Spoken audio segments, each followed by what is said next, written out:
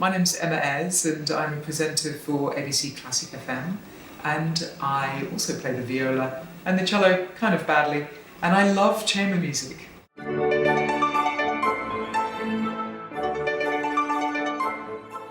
Chamber music is actually some of the most easily accessible music, and you don't need to know anything about it. I think that is so important. So many people say to me, Emma, I love this piece, but the thing is I don't know anything about chamber music. Well, hello, I love lots of pop music, and I don't know anything about it either, but I just simply enjoy it and kind of go la la la la la and sing along and don't know any of the words, and my partner gets really, sort of amused by that and says that I'm such a nerdy musician. But you don't need to know anything about any type of music to simply enjoy it. Knowledge is an intellectual thing, and music isn't intellectual. It's a feeling, it's an emotion.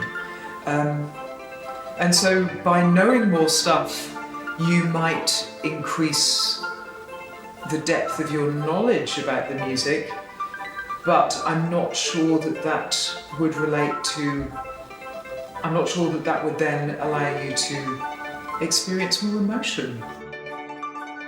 There's often a feeling, I think, with music that we do music because it makes us better at maths, or we do it because it helps with our social skills.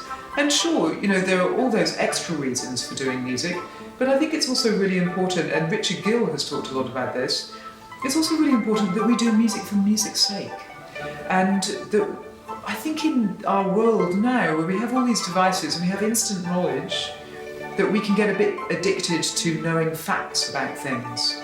And you can sit at a Musica Viva concert and go into a corner and look up Schubert in your search engine and go, really, he didn't live very long.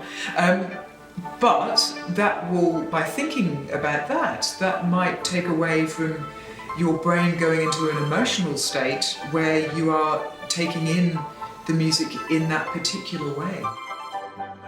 I would love chamber music to become more accessible, both playing-wise and listening-wise, to younger people.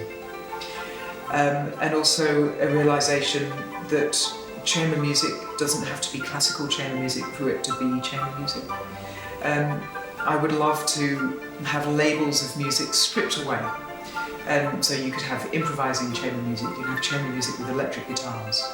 But then also an acceptance that there's some extraordinary chamber music from the 1900s, 1800s. So it all becomes music.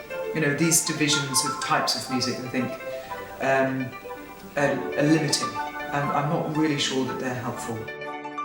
One thing that I'm particularly keen on as well is for music in general, but particularly classical music, I think, to come out of concert halls. For me, concert halls are elitist, distancing places often.